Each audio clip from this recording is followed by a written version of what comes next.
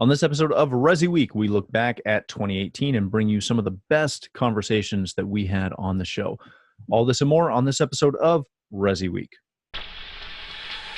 The network for the AV industry. What are you listening to? This is AV. This is AVNation. This is AVNation. This is ResiWeek, episode 151, Best of 2018. Support for AVNation is brought to you by Peerless AV, driving technology through innovation. And by HD Base T. This week's episode of ResiWeek is going to be special. Today, we're going to take a look back at the year that was and check out some of the highlights from the AV industry and specifically the residential market. There have been a number of mergers and acquisitions that shook up this space, as well as a lot of our friends finding some new opportunities within new companies. Probably the largest hire this year was Charlie Kindle, previously from Microsoft and Amazon, where he helped develop their voice control assistant, Alexa. He joined Control4 in August of this past year as the Senior VP of Products and Services, which we discussed with Brad Heinz from Control4 on ResiWeek episode 131. Brad starts off talking about how this great hire came to be. Oh, we're very excited to have someone that has such deep experience. And, you know, when our former SVP of product announced his retirement late last year, Martin, he'll tell you that he was nervous about finding somebody that has the hardware and the software experience and pulling them, trying to pull them together and ship a whole big platform. But to go even further, you know, when you're a manufacturer in this space, you have a two-sided market. You need to be able to speak to consumers, but you also need to be able to do it in a way that you're keeping your dealer channel happy.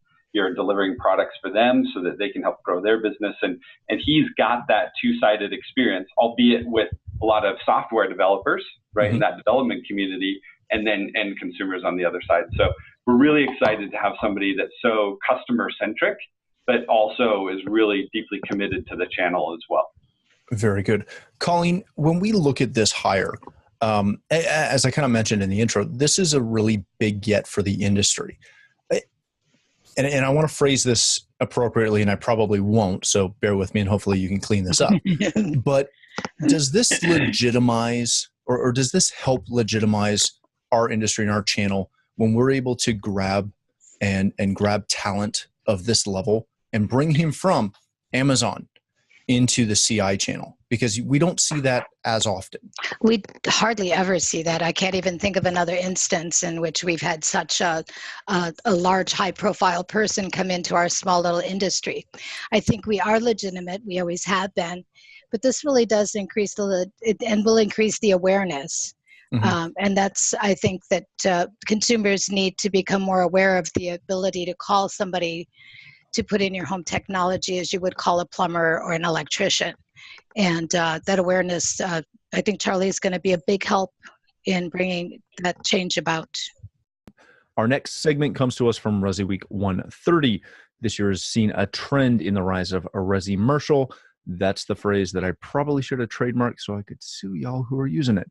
ResiMercial, if you haven't heard of it, it is the kind of the design aesthetic where you're merging residential designs into a commercial space of, you know, meeting rooms and huddle spaces and offices, really creating that more relaxed, you know, residential living room, family room feel. Giles Sutton of Acedia starts us off talking about the challenge and the reward that comes with ResiMercial design. I think it's, you know, it is not without its challenges. I mean, I think the commercial world is very different to the Resi world. You know, I'm thinking from my experience being an integrator in the center of London, we were surrounded by commercial office spaces, boardrooms.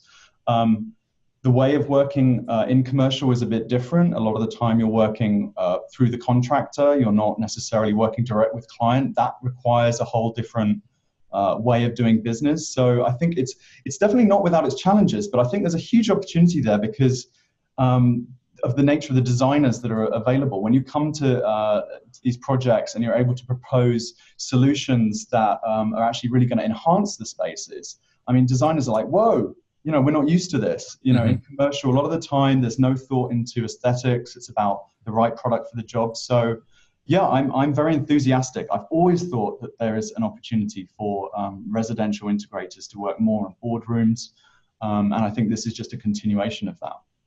Our next segment comes from ResiWeek 126. As smart home technology becomes more ubiquitous, it comes with a chance of that control being used with harmful intent. Jason Knott starts us off talking about what integrators can do to ensure that a secure system is in place to protect against things like domestic abuse being affected through smart home technology. Maybe it's a service opportunity for an integrator to go back and say, hey, I can come back in and do a clean sweep password change or a connectivity change based for a flat fee. I'm just making this up, but maybe it becomes that sort of an opportunity. Mitch, I'm sorry, I talked over you there. Go ahead. No, you're right. It's a double-edged sword here. I mean, you can't leave a back door open in order for an integrator to come in and fix this. You can't do that. I mean, oh my God, that can create all kinds of other potential hacking problems. Yeah. How do you lock down an approval? And it's not just a domestic abuse issue. Think about someone sells their house, right? Yeah. And now the new owners come in and the old owners could potentially keep a back door open and have access to it. So this cuts into so many different areas and is way beyond the scope of an integrator. To start getting into legal issues like that, I don't know. Do you want to put a single page contract that says, I hereby approve the fact that only Mr. Jones is going to have access to the system and not Mrs.? Or do you want to cross that line and even imply that something like this could potentially happen to the couple when you're meeting with the happy couple and say, well, Mr., in case you abuse, and this is, no thanks. Well, and I think that's the hard thing is you read through this and, I called Tim out as soon as he sent it to me. I'm like, why are you trying to get me in trouble? What are you doing to me?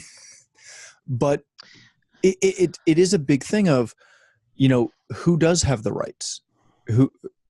How do you as the integrator do the best you possibly can to ensure that all parties are aware of what's going on and that you're, making a secure system going forward? This reminds me, we did an article a few weeks ago, I don't know if you guys saw it, about who actually owns the video that is recorded from a video doorbell. The homeowner might think that they own it. They don't own it. No. Whoever's storing that or doing the recording is the actual owner. And it came up in a case because a homeowner wanted to see the video because there'd been a fight out on the curb in front of the house.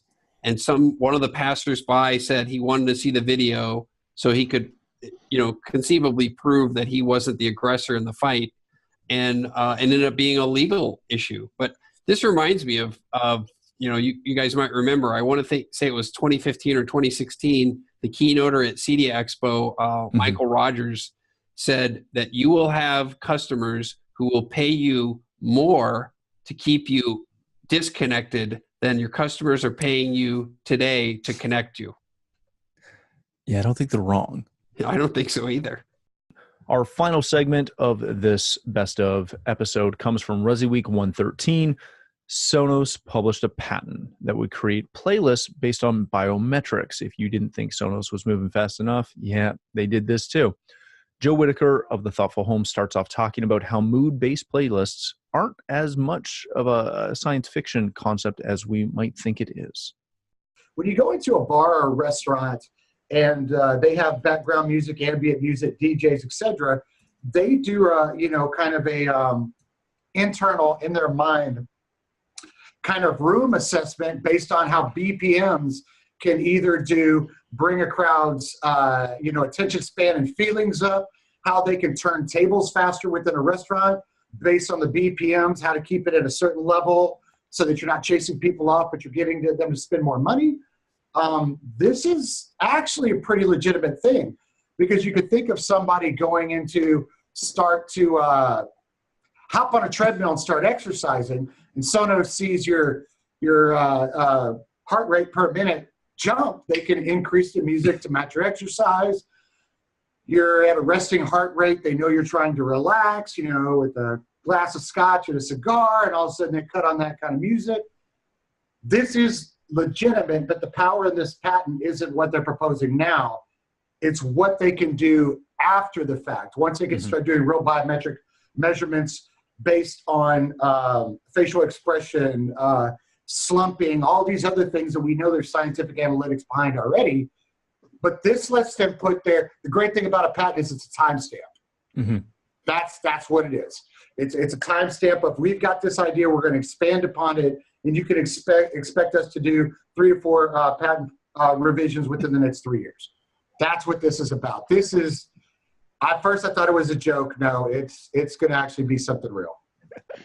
Very good. So not a joke. Mike, when you look at this, obviously there's a lot of factors that will play into the rollout of this down the road.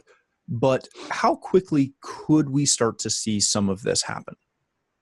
I think you're actually already starting to see some of this happen with when you look at some of the preferences that are built into just the skills from Alexa, for example. So once they understand,